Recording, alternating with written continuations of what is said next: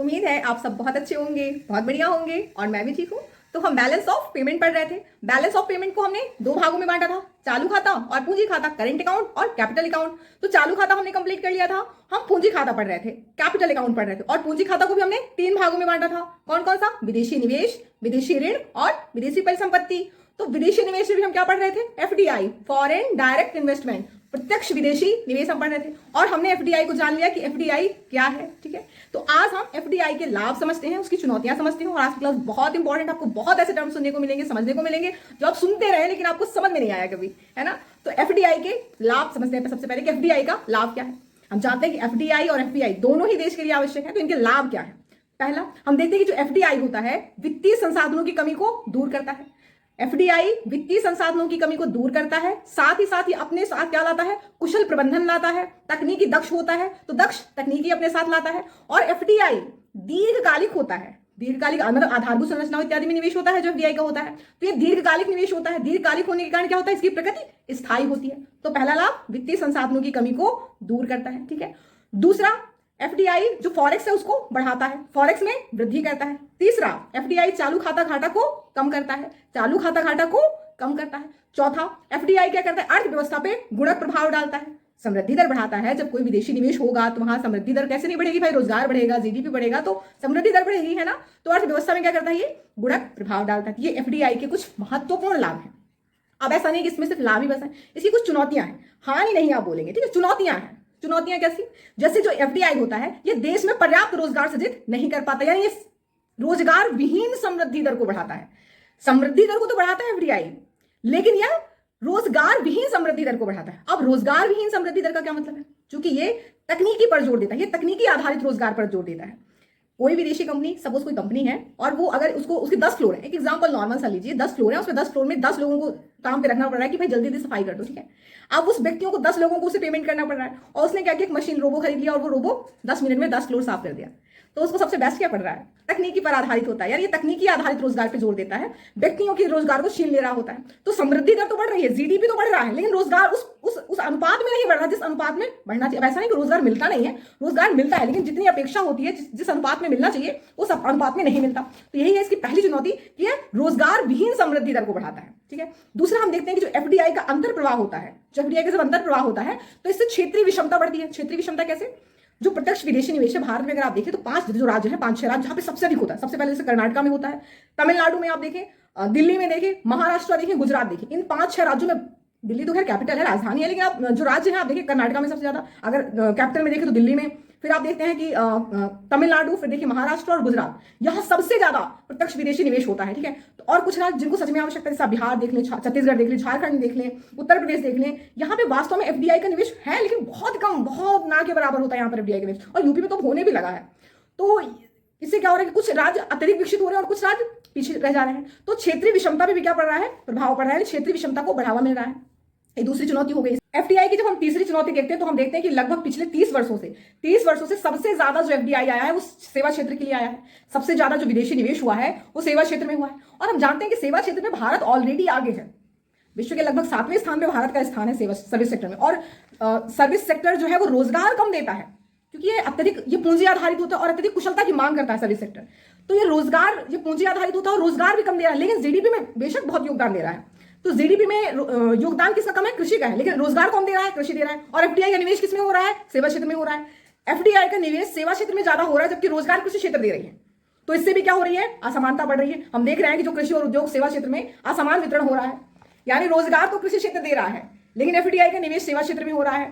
ठीक है, तो इसमें और ज्यादा असमानता बढ़ती जा रही है।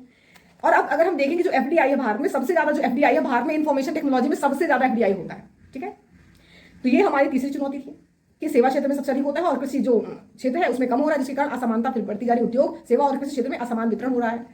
नेक्स्ट हम देखते हैं कि एफडीआई कंपनी की निर्णय लेने की क्षमता को भी प्रभावित करती है। अगर कोई विदेशी कंपनी भारत की कंपनी में निवेश करती है, कोई व्यक्ति या विदेशी कंपनी भारत की कंपनी और या व्यक्ति के समूह में निवेश करती है, तो उनके निर्णय लेने की क्षमता को भी क्या कर रही होती है? प्रभावित कर रही होती है। भाई आप किसी के साथ पार्टनरशिप करेंगे तो वो व्यक्ति अकेले निर्णय नहीं लेगा, आपकी भी तो उसमें सहभागिता होगी ना। जैसे संसद चलता है तो अगर पक्ष और विपक्ष अगर दोनों सही से चल रहा है, एग्री है, तो ठीक है। अगर किसी एक का मूड नहीं चलाने का तो सब भंग गड़बड़ कर देते, सत्र ही नहीं चलने देते। तो वैसे ही जो एफडीआई होता है वो कंपनी के निर्णय लेने की क्षमता को भी क्या करता है? प्रभावित करता है।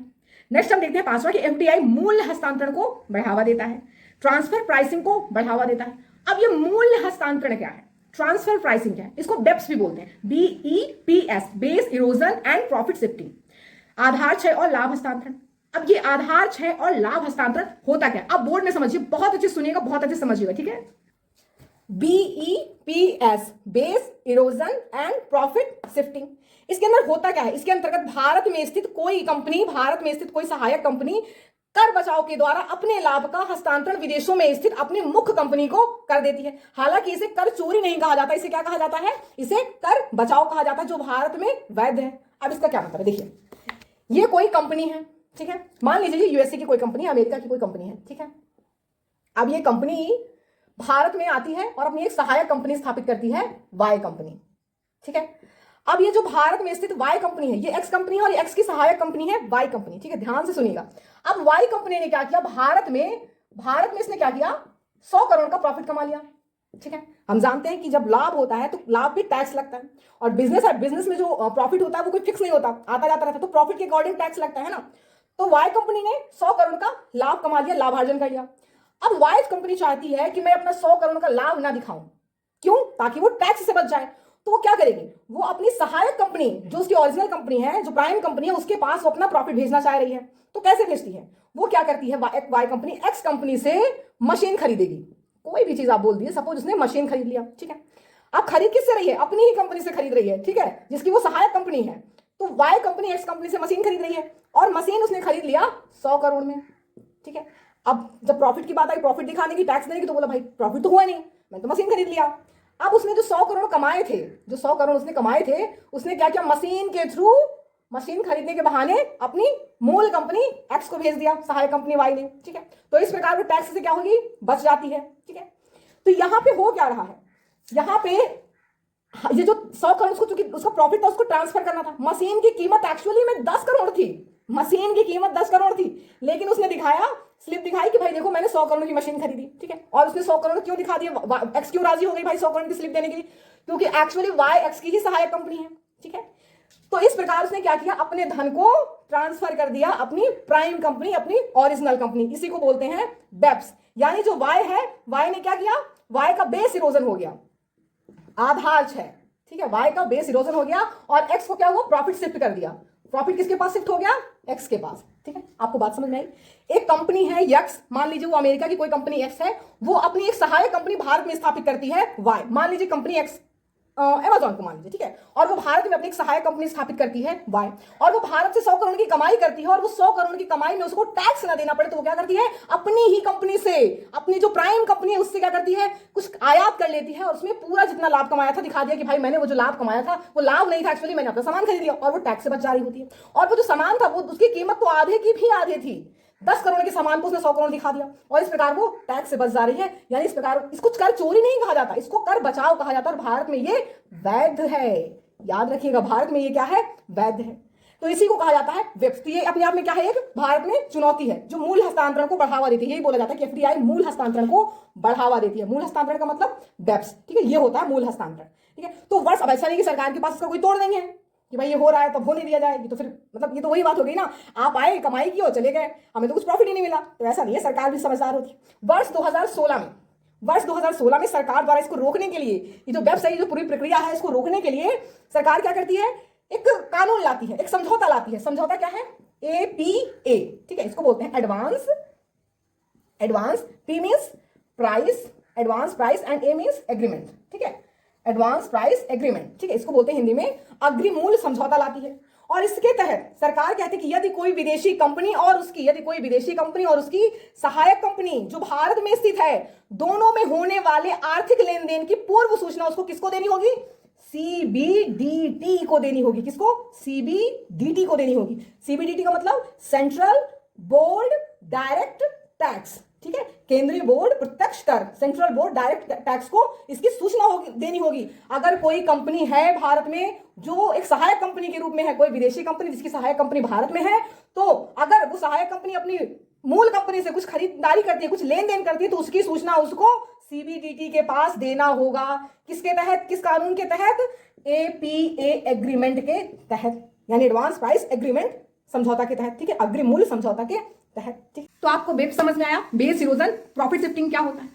नेक्स्ट हम देखते हैं कि भारत में सबसे अधिक जो एफडीआई आता है वो मॉरिशस और सिंगापुर से आता है। इसका कारण क्या है? इसका कारण ये है कि भारत ने 100 से अधिक देशों के साथ, जिसमें सिंगापुर और मॉरिशस भी शामिल है, के साथ क्या कर रखा है? DTAA समझौता कर रखा है। D means double, T means taxation, A means avoidance, A means agreement, दोहरा कराधान परिहार समझौता कर रखा है। DTAA समझौता कर रखा है 100 से अधिक देशों के साथ, जिसमें मॉरिशस और सिंगापुर भी शामिल है, ठीक है। तो ये दोहरा कराधान समझौता है क्या? दोहरा कराधान, डबल टैक्सेशन अवॉइडेंस एग्रीमेंट है क्या? देखिए, मान लीजिए ये कोई कंपनी है, ठीक है। अब ये कंपनी सपोज भारत की है। अब ये भारत की कंपनी अमेरिका में जाकर निवेश करती है और इसने लाभ कमाया, ठीक है। अब जब ये अमेरिका में लाभ कमा रही है तो अमेरिकी सरकार इस पर टैक्स लगा रही है कि आप अमेरिका की कंपनी ले लो या भारत की कंपनी ले लो। अभी आप भारत की कंपनी, एग्जाम्पल कोई भी किसी भी तरह ले सकते हो आप एग्जाम्पल, ठीक है। तो ये भारत की कंपनी है जो गई अमेरिका में, एफडीआई हुआ अमेरिका के लिए, उसने अपनी कंपनी स्थापित की और उसने लाभ कमाया अमेरिका से। अब अमेरिकी सरकार ने इस पे, यूएसए ने इस पे, इसके लाभ पर टैक्स लगा दिया।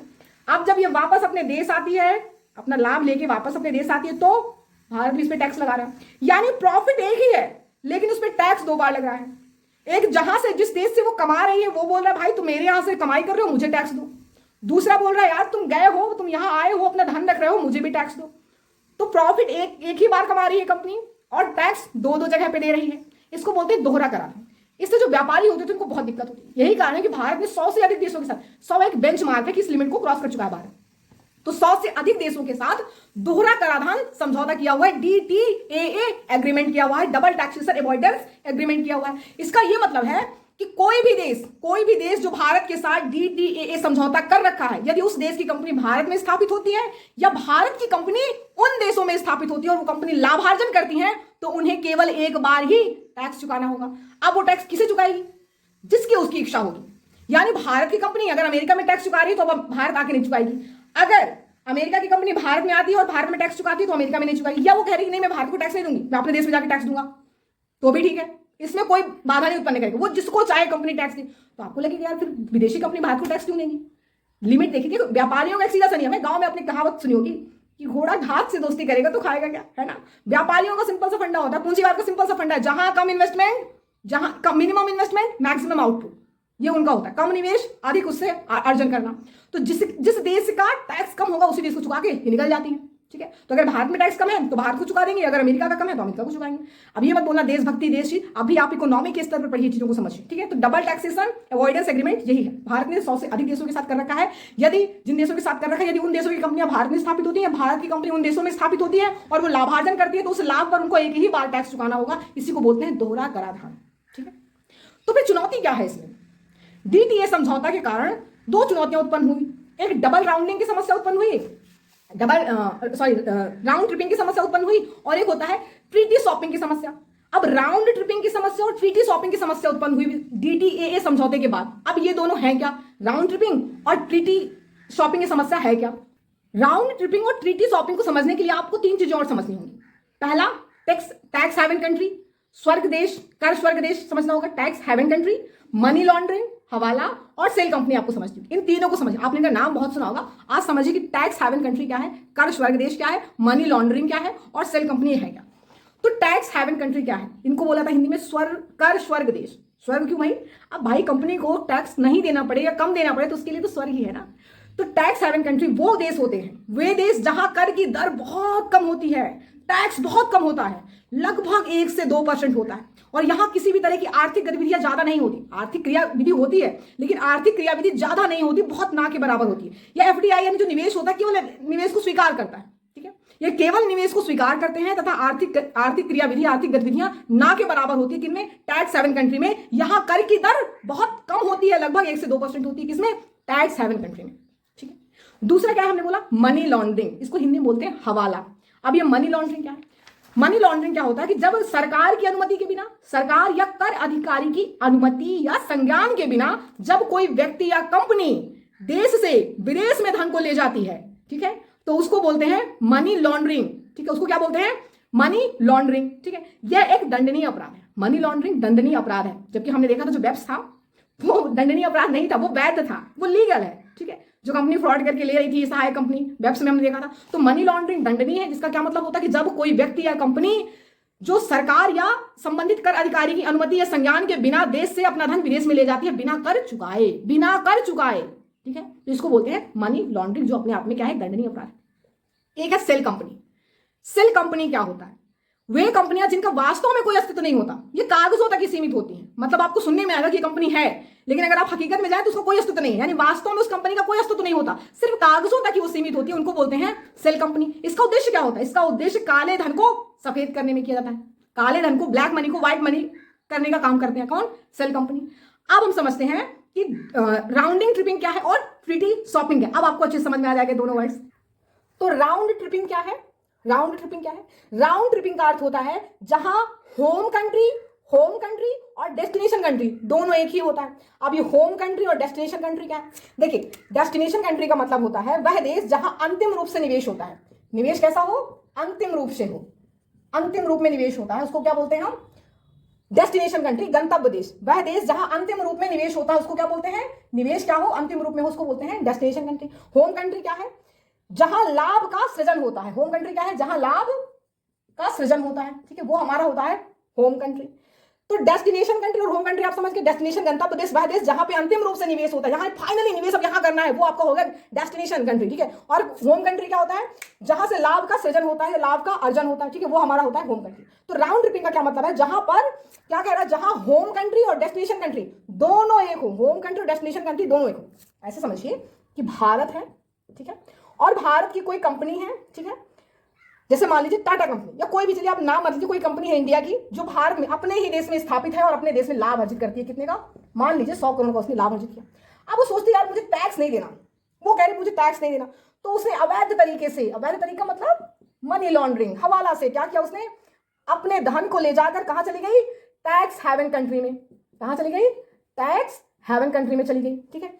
भारत की कोई कंपनी जो आय अर्जित करती है, लाभ अर्जित करती है और लाभ का टैक्स ना देना पड़े, तो वो अवैध तरीके से क्या करती है? अवैध तरीके से टैक्स हेवन कंट्री में चली जाती है, ठीक है। और हम जानते हैं कि भारत का टैक्स हेवन कंट्री मान लीजिए कोई सिंगापुर, ठीक है, क्या है? सिंगापुर, ठीक है। और हम जानते हैं कि भारत की कोई कंपनी जो लाभ अर्जित की टैक्स ना देना पड़े तो टैक्स हेवन कंट्री में गई। टैक्स हेवन कंट्री मतलब सपोज मान लीजिए सिंगापुर में गई, और भारत और सिंगापुर के बीच में कौन सा संधि है? DTAA समझौता है, डबल टैक्सेशन अवॉइडेंस एग्रीमेंट। यानी एक बार टैक्स दे दिया तो अब दोबारा नहीं देना पड़ेगा। यानी अगर उस व्यक्ति ने, उस कंपनी ने अगर सिंगापुर को टैक्स चुका दिया तो अब वो भारत को टैक्स नहीं चुकाएगा। और उसने भारत को टैक्स क्यों नहीं दिया भाई? सिंगापुर में जाकर क्यों टैक्स दे दिया? क्योंकि ये टैक्स हेवन कंट्री है, यहाँ पे टैक्स बहुत कम है, बहुत कम मतलब मिनिमम मैक्सिमम 1 से 2% टैक्स होता है, इससे ज्यादा नहीं होता, ठीक है। तो इसने क्या किया? अपने देश में करना देकर टैक्स हेवन कंट्री में चुपचाप चला जाता है। किसके द्वारा? हवाला के द्वारा, मनी लॉन्ड्रिंग के द्वारा, ठीक है, गलत रास्तों से अवैध तरीके से जाता है और उस ब्लैक मनी को व्हाइट कर लेता है सिंगापुर में टैक्स हेवन कंट्री में टैक्स देकर, ठीक है। फिर क्या कर रहा है? अब इसने अपनी ब्लैक मनी को व्हाइट कर लिया। अब इसने क्या किया? सिंगापुर में वही टैक्स हेवन कंट्री में अपनी इसने क्या किया? एक सेल कंपनी स्थापित कर ली। कौन सी कंपनी? Shell company. और सेल कंपनी कौन सी कंपनी होती है? हमने बताया ऐसी कंपनी जिनका वास्तव में कोई अस्तित्व नहीं होता, ये कागजों तक ही सीमित होती है। तो इसने एक सेल कंपनी स्थापित कर ली और सेल कंपनी के माध्यम से ये फिर से इंडिया में क्या कर रही है? निवेश कर रही है। किस रूप में? FDI के रूप में, फॉरेन डायरेक्ट इन्वेस्टमेंट के रूप में। भारत की कंपनी जो लाभ अर्जन करती है, टैक्स ना देना पड़े तो अवैध रूप में यानी हवाला के तरीके से टैक्स हेवन कंट्री में जाती है और वहां टैक्स चुका के अपने ब्लैक मनी को व्हाइट कर लेती है और फिर क्या करती है? सेल कंपनी वहां स्थापित करती है टैक्स हेवन कंट्री में और सेल कंपनी के माध्यम से FDI के द्वारा इंडिया में फिर से निवेश करती है कि भाई बोलती है हम FDI हैं और हम इंडिया में निवेश करने आए हैं। तो इस प्रकार में टैक्स से बच जा रही। इसी को बोलते हैं, यही जो प्रक्रिया इसी को बोलते हैं, क्या बोलते हैं? Round tripping. इसी को बोलते हैं राउंड ट्रिपिंग, जहां पे होम कंट्री और डेस्टिनेशन कंट्री दोनों क्या है? सेम है, यानी इंडिया ही है मान लीजिए, ठीक है। दोनों चीजें क्या है? सेम होती है। तो इसको बोलते हैं राउंड ट्रिपिंग, जहां होम कंट्री और डेस्टिनेशन कंट्री दोनों सेम होती है, ठीक है। तो इसकी चुनौती क्यों है? क्योंकि ये उत्पादन GDP में वृद्धि नहीं कर रहा है। भाई आप टैक्स चोरी करके भाग जा रहे हो, फिर आ रहे हो, फिर ऐसे करोगे बार बार, तो आपने समृद्धि दर कहां बढ़ाई? आपने GDP कहां बढ़ाया? आपने उत्पादन कहां बढ़ाया? आपने रोजगार का सृजन कहां किया? आप तो सिर्फ ब्लैक मनी को व्हाइट कर रहे हो, आप काले धन को सफेद में परिवर्तित कर रहे हो। तो ये अपने आप में क्या है? चुनौती है। और हमें लगता है कि जब हम कम पढ़े होते तो हमें लगता है सिंगापुर से तो बहुत ज्यादा हमारा इन्वेस्टमेंट आता है फॉरेन, सिंगापुर बहुत अच्छा देश है। वो राउंड ट्रिपिंग हो रहा होता है एक्चुअली, ठीक है। तो यह कर बचाव है, यह भी क्या है? अपने आप में एक कर बचाव है। राउंड ट्रिपिंग, कर बचाव, एक एक शब्द पे ध्यान दीजिएगा, ये पूछा जाता है फिर ऐसे ही फंसा देते हैं। ये कर बचाव है, कर चोरी नहीं है, ठीक है। कर बचाव कहा जाता है, ना कि कर चोरी है। और यह भी भारत में क्या है? वैध है। वैध मतलब लीगल है। अब ऐसा भी नहीं है कि इसका भी तोड़ सरकार के पास नहीं। 2016 में 2016 में सरकार द्वारा डीटीए में संशोधन किया गया, डबल टैक्सेशन अवॉइडेंस एग्रीमेंट में संशोधन किया गया और यह कहा गया कि यदि कोई एफडीआई भारत में डीटीए के माध्यम से, यानी कर डीटीए संधि के माध्यम से टैक्स हेवन कंट्री से अगर आता है भारत में निवेश करने के लिए, टैक्स हेवन कंट्री से अगर कोई देश भारत में निवेश करने के लिए आता है जिसके साथ हमारा डीटीए समझौता हो रखा है, तो उसे टैक्स देना पड़ेगा। कैसा टैक्स, कैसा कर? अगर वो गैर सूचीबद्ध कंपनी में निवेश करता है, गैर सूचीबद्ध अनलिस्टेड, हमने कल बताया था ना, गैर सूचीबद्ध कंपनी वे कंपनियां होती है जो सेबी में रजिस्टर्ड नहीं होती, यानी जिनके शेयर बाजार में खरीद बिक्री के लिए उपलब्ध नहीं होती। तो गैर सूचीबद्ध कंपनी में अगर वो निवेश कर रहा है एफडीआई, तो उसको 40% टैक्स देना होगा। अगर लिस्टेड कंपनी में कर रहा है तो उसको 20% टैक्स देना होगा। ठीक है, तो ये आपका क्या हुआ, राउंडिंग ट्रिपिंग हुआ। ठीक है, अब आप टीटी शॉपिंग समझिए। टीटी शॉपिंग, डीटीए, देखिए डीटीए हस्ताक्षर की कितने सारी चुनौतियां उत्पन्न हो गई, उससे हम देख रहे हैं कौन कौन सी चुनौती उत्पन्न हुई डीटीए हस्ताक्षर करने से, डीटीएए समझौते से कौन कौन सी चुनौतियां उत्पन्न हुई, हम आपको वो बता रहे हैं। ठीक है, राउंड ट्रिपिंग की और ट्रीटी शॉपिंग। तो राउंड ट्रिपिंग में हमने क्या देखा कि जो घरेलू देश है और गंतव्य देश दोनों एक ही होता है, लेकिन ट्रीटी शॉपिंग में थोड़ा अलग है। यहाँ क्या है, घरेलू देश, ठीक है, घरेलू देश और गंतव्य देश दोनों एक ही नहीं होते। ठीक है, गंतव्य, ठीक है, गंतव्य देश दोनों क्या है, अलग अलग है। घरेलू देश और गंतव्य देश दोनों क्या है, अलग अलग होते हैं, एक नहीं होते। ठीक है, यानी सपोज कोई कंपनी है भारत की और एक कंपनी है इंडिया की, या आप एक एग्जांपल ले लीजिए कि कोई इंडिया की कंपनी है। ठीक है, वो अमेरिका में निवेश करती है, कहाँ निवेश करती है, यूएसए में। इंडिया की कोई कंपनी यूएसए में निवेश करती है। अब वो क्या करना चाहती है, वो चाहती है कि ना वो इंडिया को टैक्स दे और ना यूएसए को टैक्स दे, क्योंकि उसको लग रहा है कि भाई दोनों ही मुझसे ज्यादा कर ले रहे हैं। तो क्या करेगी, वो टैक्स हेवन कंट्री के माध्यम से निवेश करेगी। उसको निवेश तो करना है भाई इंडिया में और यूएसए में, लेकिन वो चाहती है कि मैं टैक्स हेवन कंट्री के थ्रू निवेश करूं ताकि मैं इसको कर चुका हूं, टैक्स चुकाऊं। क्यों? क्योंकि इन सबके बीच तो डीटीए हस्ताक्षर है और डीटीए संधि के अनुसार कर एक ही जगह मुझे चुकाना होगा। तो क्यों मैं ज्यादा जो ज्यादा मुझसे टैक्स ले रहा है मैं इनको क्यों चुकाऊं, मैं टैक्स हेवन कंट्री को चुका देता हूं ना। ठीक है, जैसे आप देखेंगे विश्व की जो बड़ी कंपनी जैसे गूगल है, एप्पल है, फेसबुक है, अमेजॉन है, इनका जो मुख्यालय कहाँ है, ये टैक्स हेवन कंट्री में इनका मुख्यालय है और ये वहीं से निवेश करती है ताकि इनको कर कम चुकाना पड़े। ठीक है, तो जहां घरेलू तथा गंतव्य देश दोनों अलग अलग होते हैं, किसमें, टीटी शॉपिंग में। यहां होता क्या है, टीटी शॉपिंग में कर बचाव किया जाता है। ये भी अपने आप में वैध होता है, वैध है, ठीक है, लीगल है, कर बचाव किया जाता है। तो कर बचाव कैसे किया जाता है कि मान लीजिए कोई यूएसए की कंपनी है, ठीक है, और वो भारत में निवेश करना चाहती है। अब उसको किसी एक जगह ही कर देना होगा, डीटीए हस्ताक्षर हो रखा है भाई दोनों के बीच, तो किसी एक जगह कर देना होगा। लेकिन उसको लग रहा है कि भाई ये भी ज्यादा कर ले रहा है, ये भी ज्यादा कर ले रहा है, तो वो भारत में यूएसए के थ्रू निवेश ना करके, या फिर इंडिया की जो कंपनी है वो इंडिया के थ्रू निवेश ना करके यूएसए में टैक्स हेवन कंट्री के थ्रू निवेश करती है, अपना मुख्यालय टैक्स हेवन कंट्री बना रखी है। ठीक है, तो इस प्रकार वो दोनों ही है, तो वो इंडिया की कंपनी, मान लीजिए कोई इंडिया की कंपनी है जो इंडिया से निवेश करने जाती है अमेरिका में और भारत को भी टैक्स नहीं दे रही है और यूएसए को भी टैक्स नहीं दे रही है, तो अपने भी देश को नहीं दे रही है, जहां से वो लाभार्जन कर रही है उसको भी टैक्स नहीं दे रही है। किसको दे रही है, वो टैक्स हेवन कंट्री को दे रही है, क्योंकि यहाँ टैक्स की दर बहुत कम होती है, 1 से 2% होती है। ठीक है, तो इसको बोलते हैं टीटी शॉपिंग, दोनों ही कंट्री में कर से बच जाना। और इसकी शर्त क्या होती है कि घरेलू देश और गंतव्य देश दोनों ही अलग अलग है। वहां पर तो दोनों एक थे, घरेलू देश और गंतव्य देश। जैसे कोई इंडिया की कंपनी, अभी हमने राउंड ट्रिपिंग में क्या देखा, इंडिया की कंपनी इंडिया से कमा रही है, घरेलू देश भी उसका वही है जहां से कमा रही है, जिस देश की कंपनी है उसी देश में कमा रही है। अब यहाँ क्या है, जिस देश की कंपनी अलग है, देश अलग है उसका, और कमाने दूसरे देश में आ रही है। ठीक है, तो भारत और इंडिया और अमेरिका के बीच में एक संधि हुई है, फटका, FATCA, फटका means foreign account tax compliance act. क्या है, foreign account tax compliance act, Bharat और अमेरिका के बीच संधि हुई। इसका क्या मतलब है, फटका का क्या मतलब है? इसका मतलब है कि भारत और अमेरिका दोनों एक दूसरे को सूचना का आदान प्रदान करेंगे। यदि कोई उनके देश की कंपनी या व्यक्ति उनके देश में निवेश करता है, नहीं एक दूसरे के देश में निवेश करता है, तो दोनों एक दूसरे से सूचना का आदान प्रदान करेंगे उस व्यक्ति या कंपनी के विषय में। ठीक है, इसको बोला था फटका, ये संधि हुई।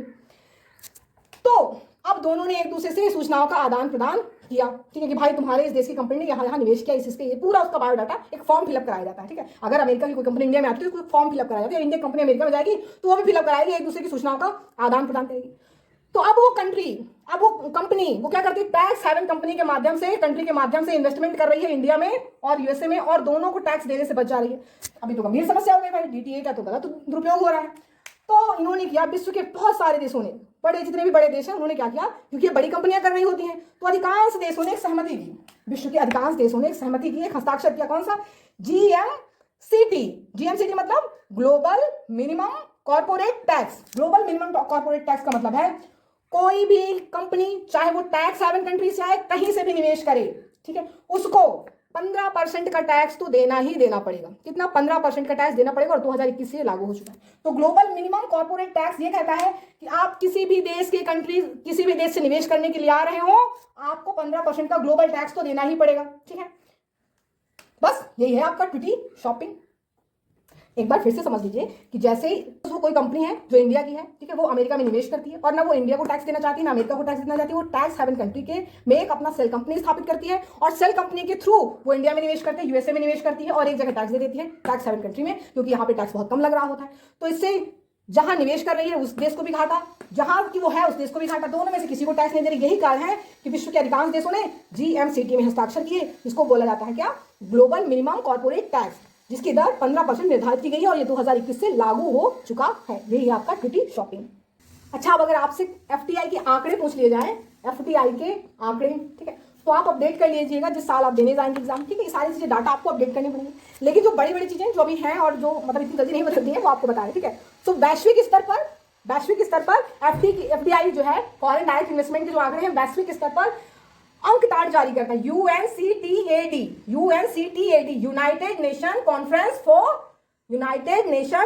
For trade and development UNCTAD द्वारा जारी किया था, जिसकी स्थापना 1964 में 1964 में हुई तथा जिसमें वर्तमान में 195 देश है, 195 देश, ठीक है। तो वैश्विक स्तर पर अंकताड़ द्वारा इस रिपोर्ट को जारी किया जाता है, ठीक है, एफडीआई से संबंधित जो आंकड़े। लेकिन अगर आप भारत में बात करें कि भारत में जो एफडीआई के आंकड़े कौन जारी करता है, तो भारत में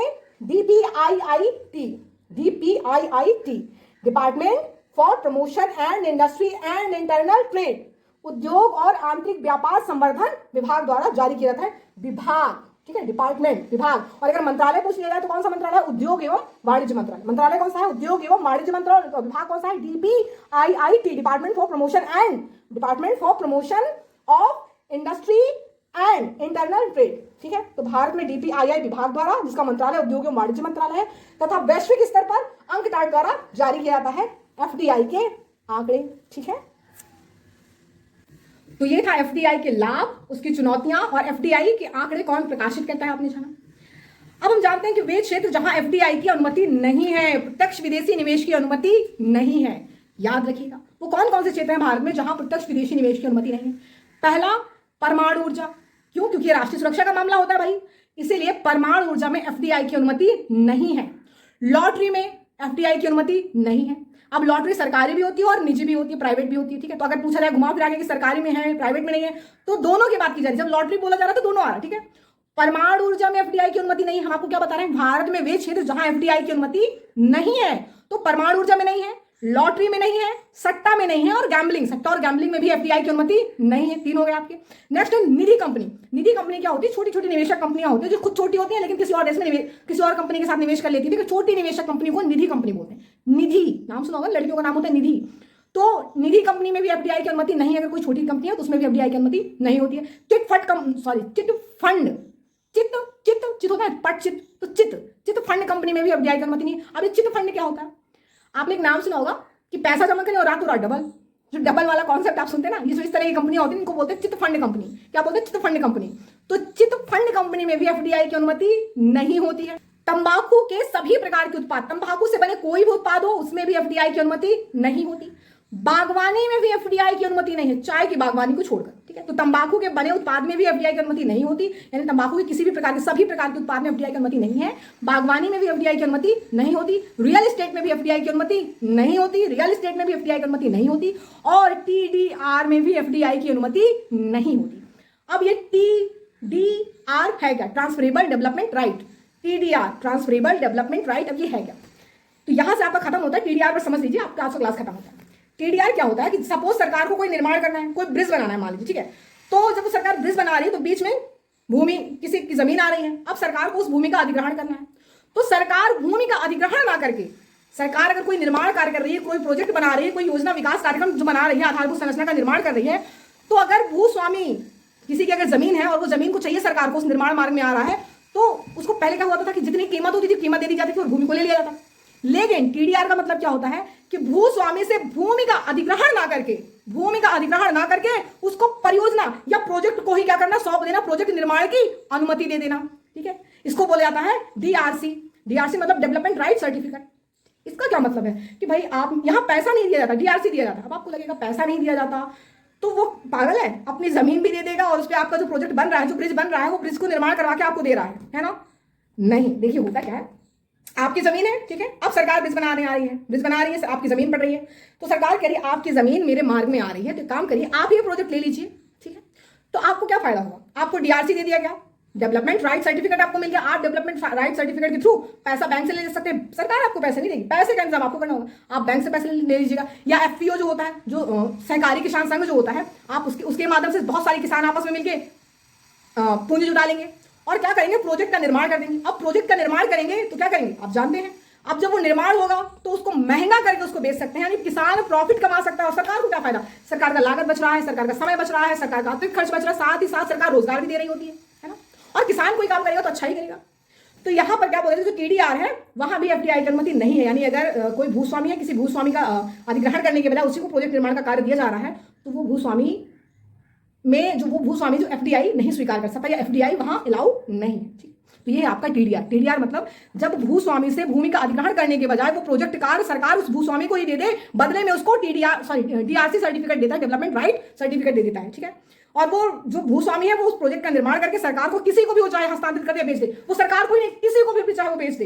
ठीक है, अब सरकार को चाहिए, किसी को चाहिए तो खरीद ले उस प्रोजेक्ट को, बस यही है क्या टीडीआर। तो टीडीआर में भी एफडीआई की अनुमति नहीं है। तो आपका यहां से एफडीआई कंप्लीट होता है, खत्म होता है। अब आप पढ़ेंगे क्या, एफपीआई, फॉरेन पोर्टफोलियो इन्वेस्टमेंट। ठीक है, तो चलिए हंसते रहिए, मुस्कुराते रहिए, मिलते हैं अगली क्लास में, अपना ख्याल रखिएगा। जय हिंद, जय भारत।